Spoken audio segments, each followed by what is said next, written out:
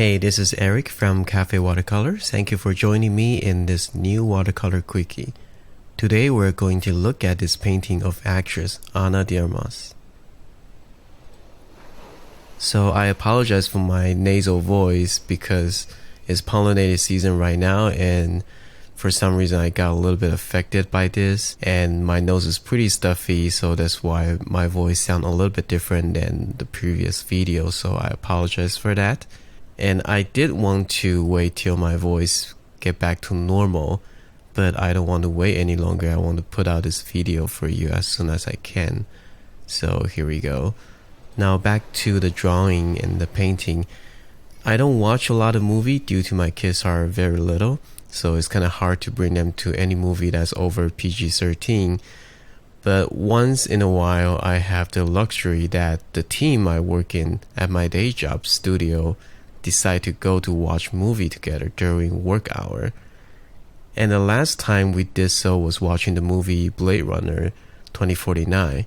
And that's the very first time I saw this actress. Now I know this is not the first movie she's in, and she played a lot of different roles in other movies before. But like I said, I don't really watch film all that often, so I don't really keep track of celebrities in movies. Anyways, I loved the movie and I was really impressed with her performance. And the character she plays in the movie Joy is very, very interesting as well. But this is not a movie review, so I'm not going to go into the movie itself. So the photo on the right that I use for reference is a screenshot of her Instagram story. I decided to use this one as my painting reference because it is not an official editorial photo that is going to be everywhere. So it feels a little bit more natural, a little bit less staged. And I love how the lighting is bringing out my favorite part of her face, which is her eyes. So double check the measurement, and here comes the first wash. Once my brush touches the paper, I'm at the point of no return. No regret, no hesitation. That's the most important thing when you start your painting. Do as much preparation drawing as you need to build up your confidence. Take a deep breath and go for it.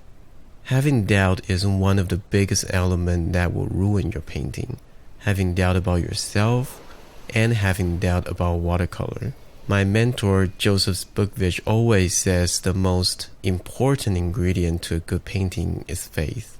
When you have doubts about yourself, you will have trouble putting down your brushstroke. You will paint too slow and the wash will dry before you can finish, and that usually means your wash will look dirty with the edge that you don't want, and so on.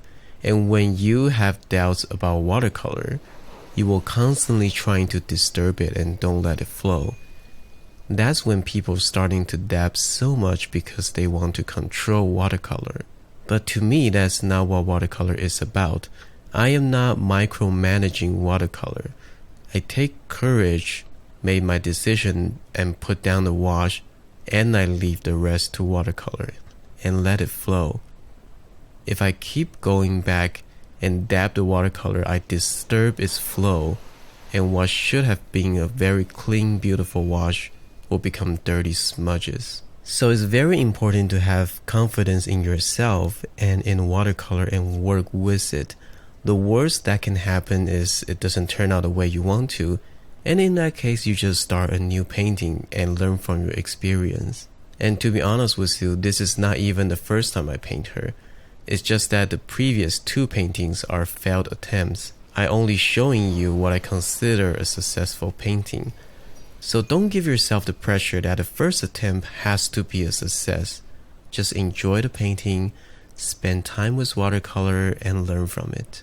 What I learned from painting watercolor portrait is that whenever there's shadow on the face, especially a young female like her, don't over darken it. Even if the source image has really strong lighting contrast, you might not want to go with that. The darker you go, the more dirty and harsh it can look. Unless you can do so very cleanly, you just need a stronger color and opaque mix to show the lighting contrast. So instead of using a lot of burnt umber and cobalt blue, ultramarine blue, and some dark color like that to mix a very dark skin color for the shadow, a lot of time all you really need is a more opaque reddish orange color with a little touch of burnt sienna, and that might be it. And I also soften some of the edges as you go before it dries. The rule of thumb is to soften the edge that you want to show the surface turning slowly, while some edges you want to keep them sharp to show the structure of the face or to suggest that's a cast shadow. Down to her mouth. Again, connect from the bottom of her nose to her upper lips. Moving down to her neck and her chest. These are not the focus of the painting, so I just loosely state them and give them some basic form, and that's it. I decided to put the original photo right next to the painting for you to see. I actually really hesitate to do that because it's like I'm competing my painting against a real person, and there's no way I can win. I can really never do it justice. But I think it will be good for you to see the decisions I made. So if you notice there's things that doesn't look exactly like the photo, I will just accept that. With the second wash become dry, I go back to her eyes and really give some dark punches. Her eyelashes, pupil, and the dark shadow on the left. The shadow on the left side of the eye is really popping that iris out. So I do want to capture that. Just need to make sure that the dark color stays clean. A bit darker indication to the corner of her eyes and darken the shadow on her face a bit more. Keep in mind we do this as needed, not because we want to darken the shadow. It's more because we want to further define the form and make the structure read even better. This is also the time I define her teeth. And I usually like to paint teeth in one group as one structure and shape. I don't want to start painting individual tooths because it looks unnatural to me. Just a bit of shadow on the corner and suggest the form turning. And that's pretty much all the information you need for the teeth. Too much visual information in that small area will make it look too busy and distracting. Think about how to improve your painting, how to improve the portrait instead of try to paint what you see on the photograph. It always helps as soon as there's dark value around the face. It anchors the image down and the face starting to pop. This is the first time we introduce the darkest dark in this painting. So now we have the lightest light and the darkest dark, and that helps us to establish the value range that we need. And that gives us a better idea how dark should we go for the face. Painting the dark shadow on the left of the face. Make sure the edge is softened with a clean damp brush so it has this nice transition from dark to light. So we need to define the structure of her nose a little bit better. So I put down some stronger tones and also add some cool colors to make things look more interesting.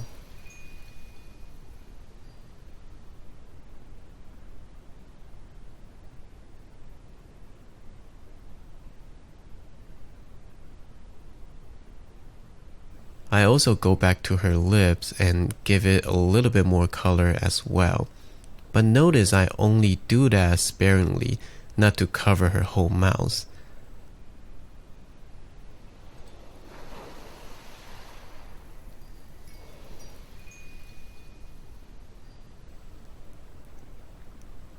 Giving that little cast shadow for the bottom of her lip. And now I go back to her hair. I'm using a very thick mixture of cobalt blue and continue that with dark mixture of burnt umber, burnt sienna, and some neutral tint. Just get that dark value in. Whenever I start to paint the dark hair, I usually feel very rewarding because once I paint that in, the value of the face change almost immediately. With the dark hair right next to the face, will make the face pop out in the light, and you start see this luminosity of the face. Before the hair is in, the face was floating in the white space, and it doesn't quite have that impact until the hair is painted. Hair doesn't have to be complex with a lot of detail. Treat the hair as different shape, paint it together as a group. As long as you can leave out some delicate highlight and give some hint of hairstring at the edge, the hair will look believable. I don't want to include the jacket because that red and green stripes are pretty distracting. I just give some thin cast shadow of her dress on her chest. That little bit of shadow will really give the sense of dimension and space. And that's all I need for that part. Aside from that, just add a little darker value on the bottom of her breast to suggest volume. Part of the beauty of this is the dress opening is following the curve of her breast, so while that's not the focus of the painting, we should still put some care to it. Go back to the hair and give it some darker details. I'm using a Kolinsky brush. The brush is softer, so it's easier to make some nice dry brush marks, and the texture will look just like hair strings. It's very easy to overwork the hair because it is so complicated. Every single time I do portraits, I really try to resist to make the hair too complicated. I'm not really that good with detail anyways. Every time I see hairs with a lot of details, my eyesight just start to get blurry. So I always try to simplify it as much as possible with some suggestion of details.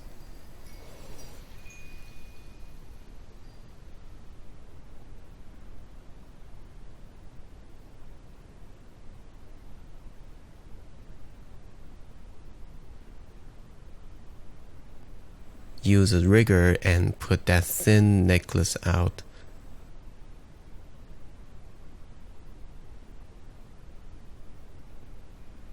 Some final touches with dark and get some small highlight back with white gouache, and there we have it. Thank you very much for watching. If you enjoy this video, please like, subscribe, and leave me a comment. Be sure to check out my website at cafewatercolor.com. Download the Fast Track PDF guide if you haven't. Have a wonderful day, and I will see you next time.